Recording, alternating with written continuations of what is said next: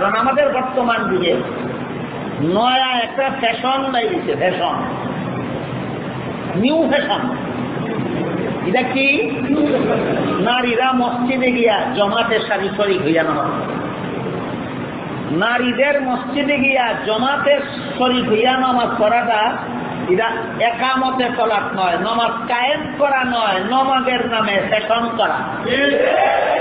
মানসুর ডাক দিয়ে কয়, বাচ্চা তুমি বুঝবা না মিয়ানে عاشق معشوق رمزیز کرامن کاتبیرا هم خبر نیست عشق عاشق لست کوچو برفنود هر سے جز معشوق باقی جمعہ سو منصور ডাক দিয়ে কয়, বাচ্চা যেদিন আপনি আইসা আমাকে প্রথম দিন পান নাই, আমি মনসুর আল্লাহর প্রেমে পাগল হইয়া আল্লাহর বাড়ি দেখা করার জন্য গেছিলাম। দ্বিতীয় দিন আইসা আমাকেও পান নাই, জেলখানাও দেখেন নাই। ওদিন মনসুর আল্লাহর বাড়ি যায় নাই, আল্লাহ পাক রব্বুল আলামিন তার বান্দাকে দিদার দেওয়ার জন্য এখানে হাজির হয়ে গেছে। আল্লাহর নূরের তাজাল্লির কারণে জেলখানা নূরে ভস্ম হয়ে গেছে, মনসুর বিলীন হয়ে গেছে, আল্লাহর নূরের সামনে সব ভস্ম হয়ে গেছে। সেজন্য কোন বুজুর্গ লিখেছেন, এখনো কোন ব্যক্তি যদি ঘুমাবার আগে হযরত ওমরের নাম বুকের মধ্যে লিখে ঘুমাতে পারে, আইন মিম রা ওমর, হযরত ওমরের নাম বুকে লিখে কেউ যদি ঘুমান, রাতভর প্রাণ ভরে ঘুমাতে পারবেন, শয়তান আপনাকে ডিস্টার্ব করবে না।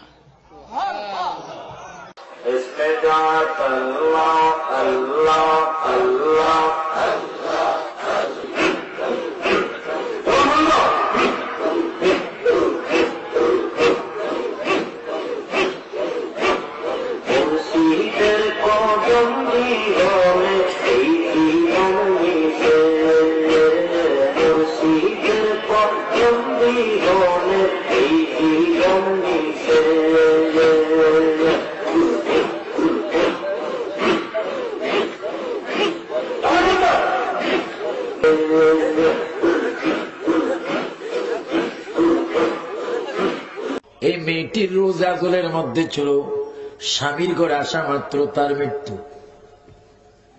স্বামীর হক আদায় করার পূর্বে, স্বামী তার স্ত্রীর হক আদায় করার পূর্বে রোজা জোনে মহিলাটির, এই মেয়েটির মৃত্যু নির্দিষ্ট ছিল।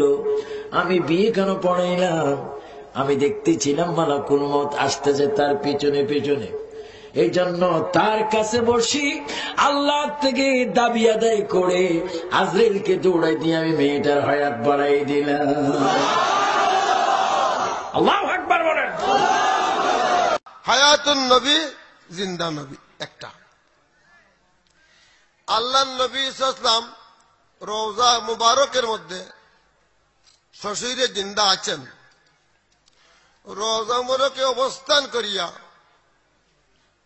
আল্লাহর দেওয়া পাওয়া বলে চক্ষু মুবারক দ্বারা সারা দুনিয়া দেখছেন, দেখতেছেন, আমাদেরকেও দেখতেছেন, আমাদেরকেও দেখতেছেন। আমরা গাউসে পাকের সঙ্গে যাচ্ছি ইমাম আহমদ ইবনে হাম্বলের মাজারের দিকে, হঠাৎ করে আমরা দেখতে পেলাম ইমাম আহমদ ইবনে হাম্বল মাজার থেকে উঠে চলে আসতেছে। চলে এসে গাউসে পাককে জড়ায় ধরে বলতেছে, আব্দুল কাদের, আমি যদিও তোমার মাযহাবের ইমাম, কিন্তু আমি ঘোষণা দিচ্ছি শরীয়ত তরিকত ইলমের মধ্যে আমি ইমাম আহমদ ইবনে হাম্বল, তুমি আব্দুল কাদেরের মুহতাজ। আল্লাহু আকবার। নামটা হাসান রেখে ফেল। বসরায় থাকে, এবার হাসান বসরি। এরকম একজন বুজুর্গ ছিলেন যার চোখে এত পাওয়ার ছিল যে জমিনে বৈশা আরশে আজিম দেখত। সুবহানাল্লাহ। কানে এরকম পাওয়ার ছিল, আল্লাহরে ডাকলে আল্লাহ ডাকের উত্তর দিত, এটাও শুনত। সুবহানাল্লাহ। হাতের মধ্যে এমন পাওয়ার ছিল যে লেখা কাউকে জান্নাতের সনদ দিয়ে দিত, না জান্নাতের সার্টিফিকেট দিয়ে দিত। আপনারা মনে মনে ভাবতে পারেন এত পাওয়ার আবার কেমনে হয়? হয় সবার চোখ এক, সবার হাত এক, সবার পা এক।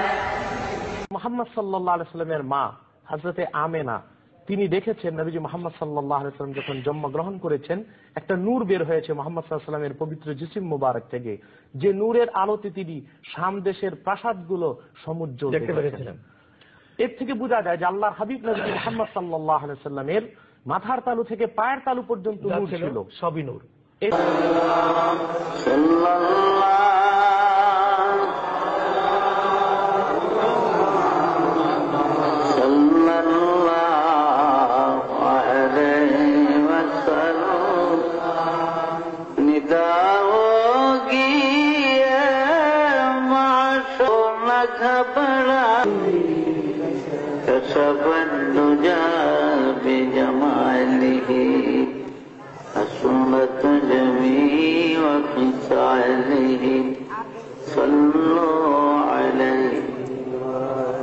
এক পর্যায়ে মানুষ গেলে তার নামাজ, রোজা, হজ, যাকাত সব নষ্ট হয়ে যায়।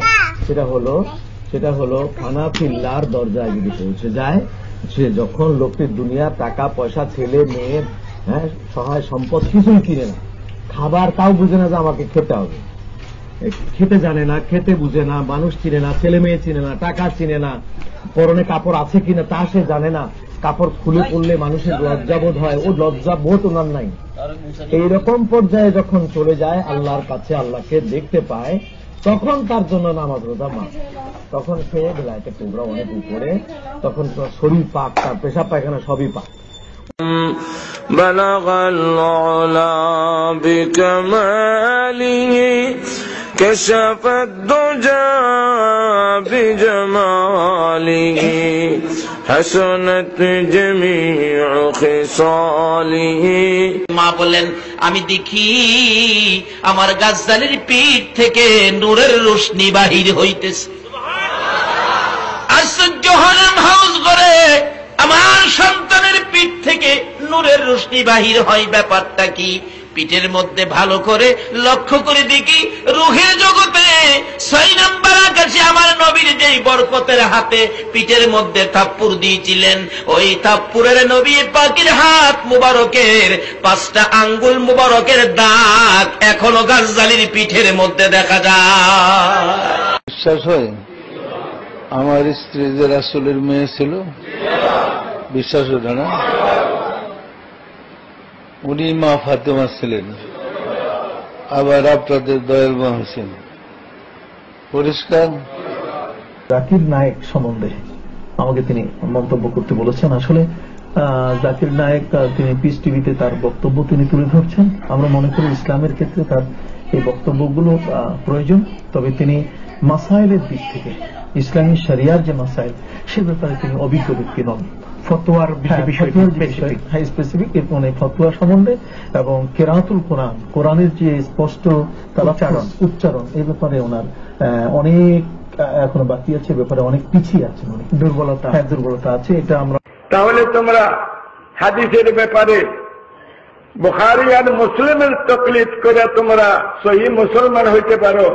আমরা কিছু ফিকহের মাসাইলের মধ্যে আবু হানিফার তাকলিদ করি, আমরা কিভাবে মুশরিক হই কমবক্ত? বলেন তোমরাও তো মুকাল্লিদ।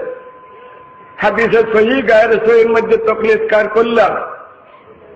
আরে বলেন না, বুখারীর মুয়াত্তার তাকলিদ করলেন, মুসলিমের তাকলিদ করলেন।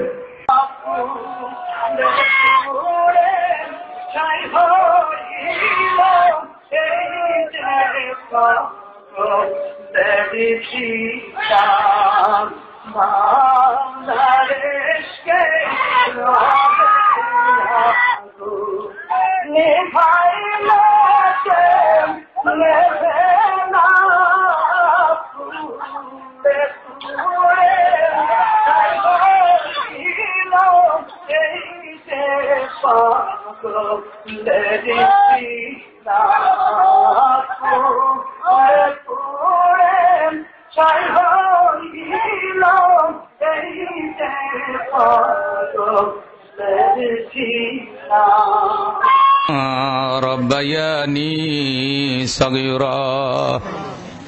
আমার ভাইরা, মা বাবা যাদের মরে গেছে অথবা মা বাবা যাদের বেঁচে আছে, সকলের কথা স্মরণ করে আল্লাহর শিখানো ভাষায় চোখের পানি ছেড়ে দিয়ে আল্লাহর দরবারে দোয়া করি।